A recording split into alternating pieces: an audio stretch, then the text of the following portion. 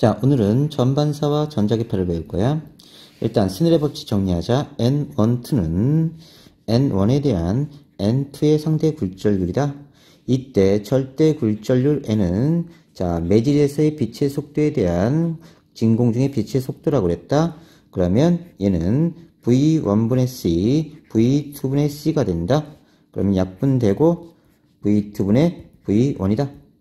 얘는 sin R분의 sin I다. 자, 빛이 진행할 때 여기가 입사각, 여기가 굴절각이다. 입사각이 I, 굴절각이 R이다. 자, 그럼 sin R분의 sin I는 람다2분의 람다1이다. 자, 이런 식으로 식을 정리해서 할 거예요. 여기가 N1, 여기가 N2, 여기가 V1, V2, 여기가 람다1, 람다2 이렇게 되지. 그러면 I 값이 큰 쪽이 속력이 더 빠른 거다. I가. 됐지. 그러면 파장도 이쪽이 크고요. 굴절률은 반대. 굴절률이 작은 게 속도가 빠른 거다. 이렇게 되는 거지. 다시 보자. 입사각이 큰 쪽이니까 V1이 속도가 빠른 거고요. I 쪽이 크고요. 파장은 이쪽이 길고요. 굴절률은 2가 더 크다. 굴절률이 큰 쪽이 속도가 느리다. 이렇게 되는 거죠. V2가 느리다. 오케이. 전반사, 빛이 진행하다가 매질의 경계면에서 굴절하지 않고 전부 반사하는 현상입니다. 인계각은 굴절각이 90도일 때의 입사각이다. 굴절률과 인계각, 빛의 굴절률이 N1인 매질에서 N2인 매질로 진행할 때 임계각의 사인 값은 두 매질의 굴절률로 결정된다. 그래서 사인 90도분의 사인 IC는 N1분의 N2로 사인 IC는 N1분의 N2다. 뭔 소리인지 보자. 얘가 이렇게 입사해서 이렇게 굴절된 겁니다. 그리고 이렇게 입사돼서 이렇게 굴절되는 거예요. 입사각이 커지면 커질수록 굴절각도 커지다가 이제 이렇게 입사해야 됐는데 굴절각이 90도가 된 거야. 이때의 입사각을 임계각이라고 하고요. 이 입사각을 IC 이렇게 표시합니다. 자, 그럼 다시 한번 봅시다. 이렇게 있고요. 여기에서 이렇게 입사해서 이렇게 간 겁니다. 그러면 여기가 이렇게 법선이죠.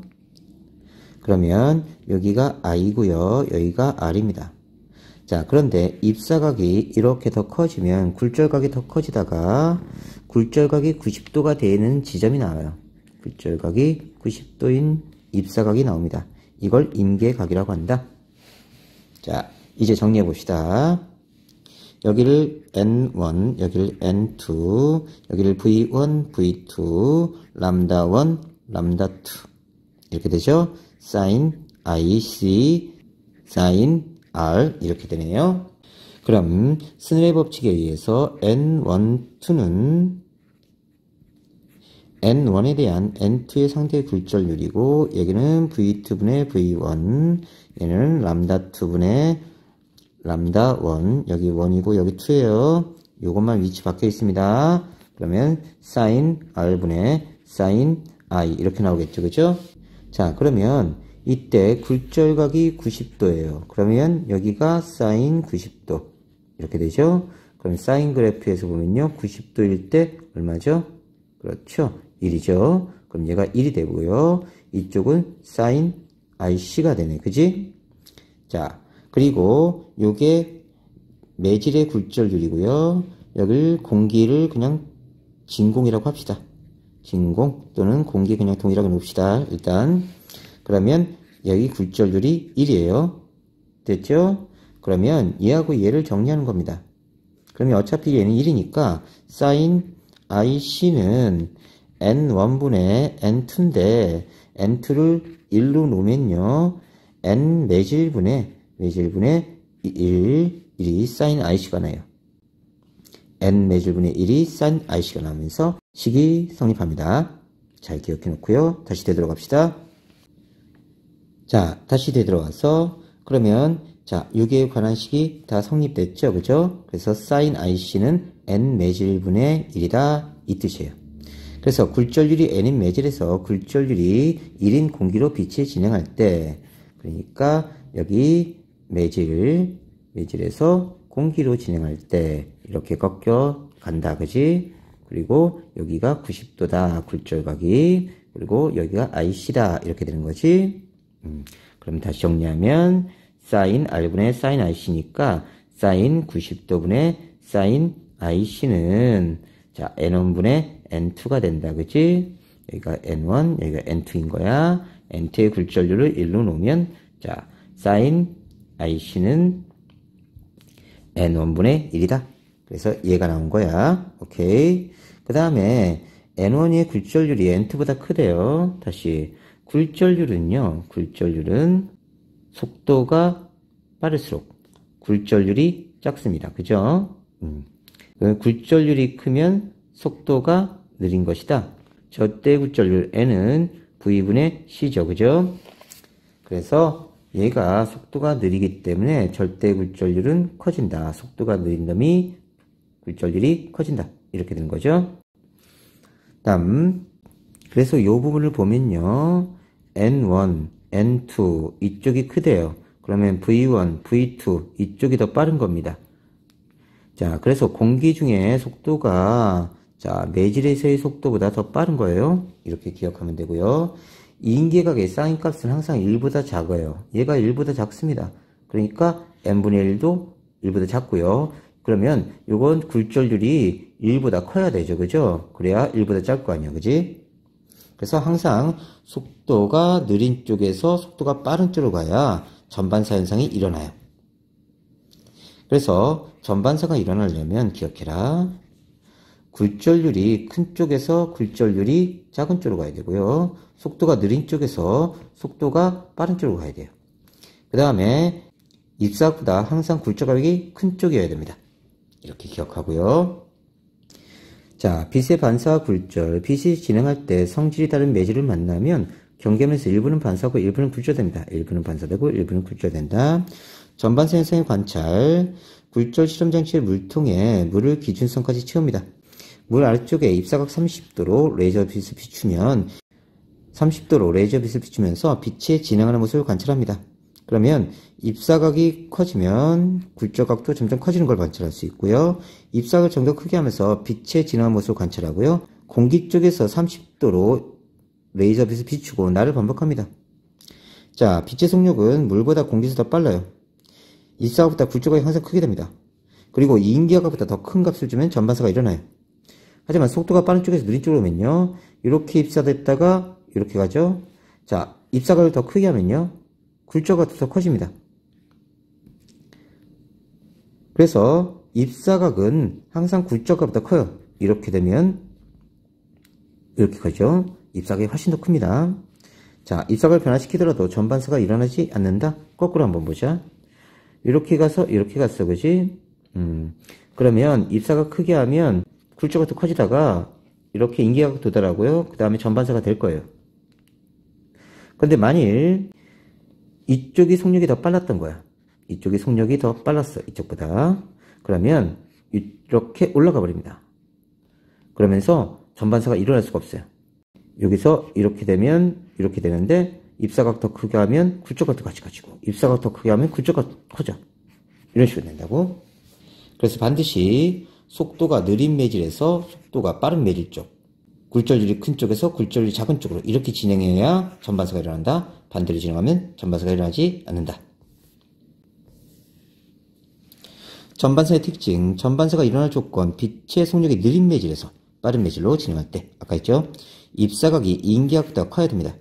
그래서 이렇게 입사하면 이렇게 굴절됐다가 이렇게 입사하면 굴절각이 90도 됐다가 그보다 더 큰 각을 주면 전반사가 일어난다. 굴절률이 큰 물질일수록 인기각이 작다. 전반사가 잘 일어난다. 자, 굴절률이 크다. 속도가 어떻다. 그렇지, 느리다. 체크해야 돼. 그러니까 속도가 느린 물질에서 빠른 물질로 갈수록 인기각이 작아진다고. 굴절률은 유리가 물보다 크다. 굴절률이 크다는 뜻은 속도는요. 속도는 유리가 물보다 느리다. 그래서 유리에서 공기로 가는 것, 물에서 공기로 가는 것. 자, 유리가 속도가 더 느리니까 이쪽이 입사각이 더 작다. 전반사를 이용하면 빛의 세기가 약해지지 않고 빛의 진행 경로를 바꿀 수 있으며 빛을 멀리까지 보낼 수 있다. 전반사에서의 반사광 세기, 빛의 반사와 굴절이 함께 일어날 때는 반사광과 굴절광의 세기가 입사광의 세기보다 약해지지만 빛이 전반사하면 입사광과 반사광의 세기가 같아집니다. 여러가지 전반사 현상, 구멍이 뚫린 플라스틱 컵에 자 레이저를 비치는 거예요. 레이저 빛이 물줄기에 따라 진행합니다.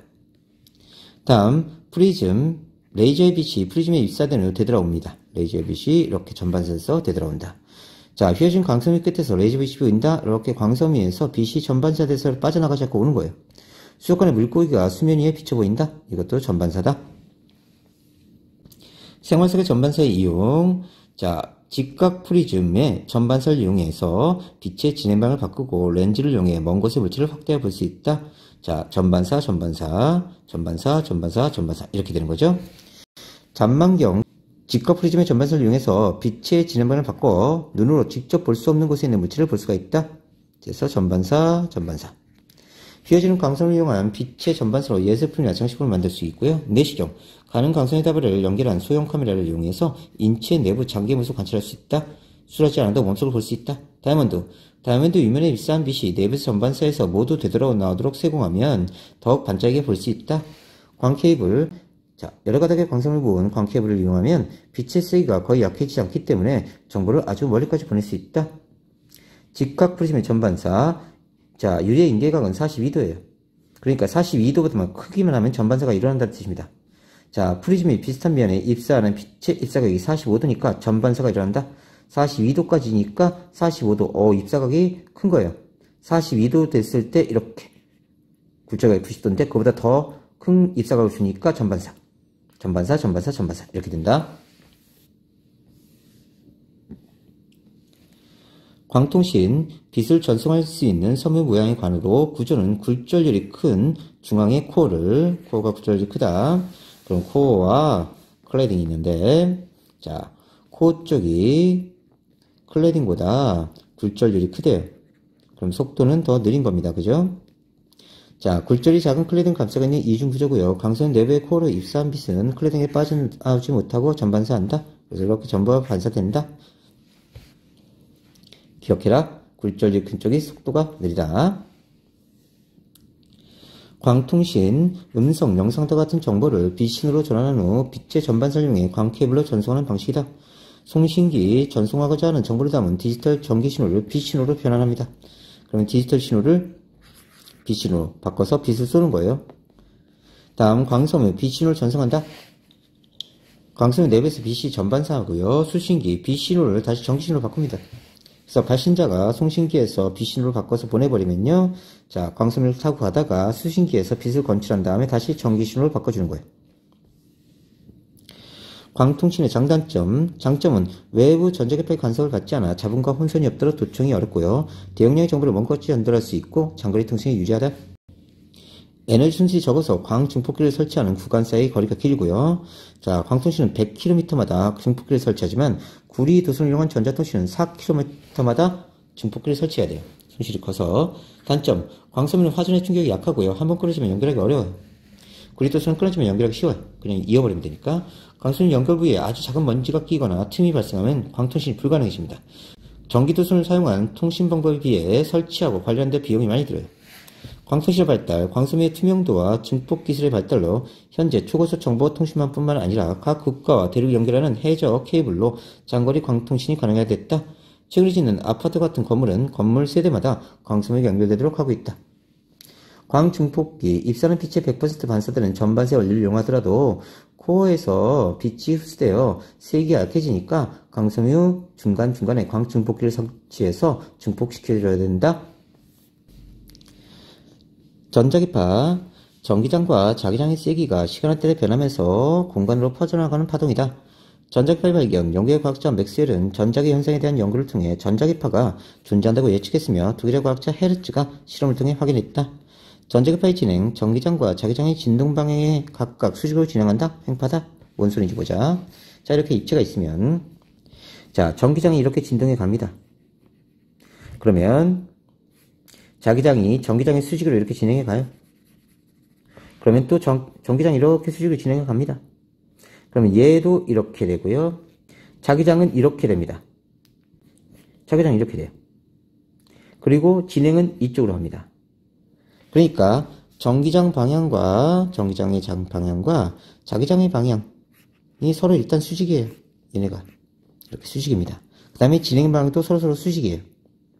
이 뜻입니다. 다음 전자기파의 성질. 전자기파의 전달. 전자기파는 파동의 형태로 에너지를 전달하지만 매질이 없어도 진행할 수 있는 파동입니다.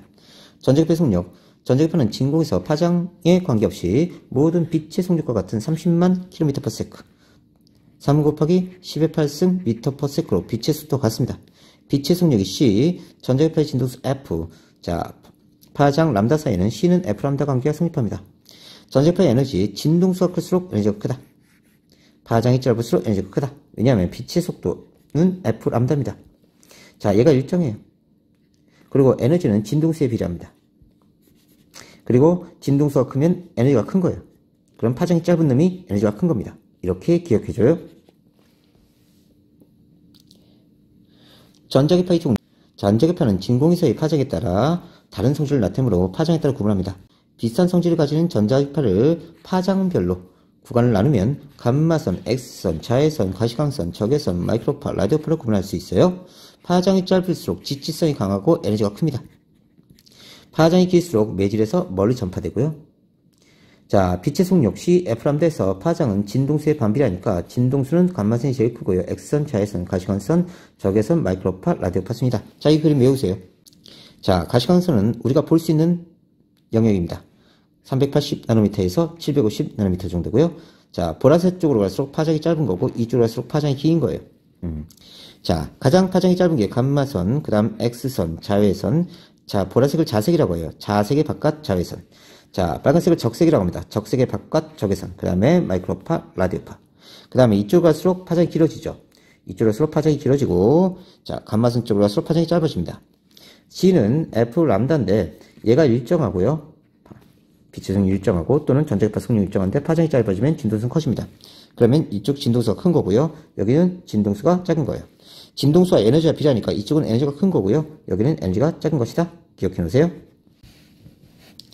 전자기파의 종류와 이용, 가시광선, 가능하다, 볼 수 있다, 보는 게 가능하다. 사람의 눈으로 볼 수 있는 영역의 전자기파로 빛이라고도 한다. 파장에 따라 색이 다릅니다. 가시광선 파장은 380나노미터에서 750나노미터 정도고요. 가시광선 영역 중 보라색의 파장이 가장 짧고 빨간색의 파장이 가장 길다. 가시광선을 이용해서 물질을 볼 수 있고 사람의 눈은 노란색부터 초록색 빛까지의 파장 영역에서 가장 민감하다. 광학기구, 가시광선 레이저, 라이파이 등에 쓰인다. 자, 라이파이는 가시광선을 이용한 무선 통신 기술을 말하는 거고요. 기존의 마이크로파 공유기 대신 조명용에서 통신하는 방식이다. 가시광선, 적외선, 자외선의 발생 원리, 원자 내의 전자가 궤도를 옮길 때 에너지를 방출하면서 발생한다. 앞에서 했죠. 자외선, 가시광선의 보라색 빛보다 파장이 짧은 영역의 전자기파입니다. 미생물을 파괴할 수 있는 살균 기능이 있다. 기억해 놓고요. 자, 물질의 화학 반응이 일으킬 수 있는 정도의 에너지를 가지고 있어서 화학작용이 강하다. 물질 속에 포함된 형광물질에 자외선을 흡수시키면 가시광선을 방출하는 형광작용이 발생한다. 형광등을 이렇게 만듭니다. 그 다음에 위줄 폐역 감별에 이용된다. 햇빛에 포함된 자외선은 피부를 글리게 하기도 하고 인체 내부에 비타민 D를 합성하기도 한다. 의료기구, 소독기, 손소독기, 식기소독기, 위줄표 감별에 쓰인다. 적외선, 가시광선의 빨간색 빛보다 파장이 긴 영역의 전자기파입니다. 특징은 물체에 흡수되어 온도를 높이는 열작용하므로 열선이라고도 하고요. 발열체에서 나오는 열은 주로 적외선에 의한 것이다. 물체에 방출된 적외선을 감지해서 온도를 측정하거나 야간에도 사진 촬영을 할 수 있다. 적외선 열화성 카메라, 적외선 온도계, 적외선 물리치료기, 리모컨, 적외선 만원기 등이 있어요. 적외선 방출, 뜨거운 물체가 아니라 온도가 낮은 물체에서도 적외선이 방출된다. 기억해 놓고요. 적외선 열화성 카메라, 물체에서 복사된 에너지를 시각적으로 보여주는 카메라로 표는 온도에 따라 각각 다른 색으로 보인다. 자, 적외선, 자외선 관찰은 한번 읽어보시면 됩니다. X선, 자외선보다 파장이 짧은 영역의 전자기파입니다. 0.01나노미터에서 1나노미터 정도고요. 투과력이 강해서 인체 내부 부수를 알아볼 수 있고요. 물체 내부를 파악할 수 있습니다. 신체 조직이 X선이 많이 노출되면 암을 유발할 수 있으므로 불필요한 과다한 노출은 피해야 되고요. 의료, 보안검색, 고체 결정구조 연구, 현미경에 쓰인다. 여러 가지 전자기파의 발생, X선, 고속의 전자가 금속과 충돌할 때 발생하고요. 감마선, 원자핵이 분열하거나 융합할 때 발생합니다. 마이크로파, 전기기구에서 전자의 진동으로 발생하고요. 라디오파, 도선 속에 가속되는 전하에 의해서 발생한다. 감마선 파장이 0.01나노미터 이하 파장이 가장 짧은 전자기파입니다. 전자기파 중에서 진동수와 에너지가 제일 커요. 기억해놓고요. 투과력이 굉장히 좋습니다. 투과력이 강하고 큰 에너지를 가지고 있어서 암세포를 파괴할 수 있고요. 암의 치료에 이용할 수 있다. 정상적인 피부 조직을 해칠 수 있고 누적되면 바람의 원인이 될 수도 있습니다. 화성뿐만 아니라 유전자 변형, 암이 발생할 수 있고 심하면 사망할 수 있어요. 암치료, 감마선 만환경 등에 이용된다. 우주를 관측할 때 이용된다. 전파에는 마이크로파와 라디오파가 있습니다. 마이크로파, 적외선보다 파장이 긴 영역의 전자기파고요. 전자레인지에 사용되는 파장 12.2cm, 진동수 2.45GHz인 마이크로파는 음식물 속에 포함된 물 분자를 진동시켜서 열을 발생하게 합니다. 전자레인지, 휴대전화, 무선 레이더, 속도 측정기 등 쓰인다. 라디오파, 마이크로파 영역을 포함해서 마이크로파보다 긴 파장의 전자기파입니다. 파장이 길수록 회절이 잘 일어나요. 회절은 어떻게 된 거냐면 장애물이 있을 때 이 장애물 뒤로 파동이 이렇게 전해지는 거예요. 자, 장애물 뒤까지 전달 잘 되고요. 건물 또는 산과 같은 장애물이 있을 때 파장이 긴 전파가 수신이 더 잘 됩니다. 전파에 정보를 담아 먼 곳까지 전송할 수 있다. 라디오나 텔레비전 방송, 전파만환경, GPS 등에 쓰인다. 회절이란 건 파동이 장애물을 만났을 때 모서리에서 휘어져 장애물 뒤쪽으로 퍼져가는 현상. 파동의 회절 현상 때문에 음파나 전파 등의 좁은 틈을 통과하여 양쪽으로 퍼져나가는 현상. 다음 확대경은 좀 읽어보시고요. 오늘은 여기까지입니다.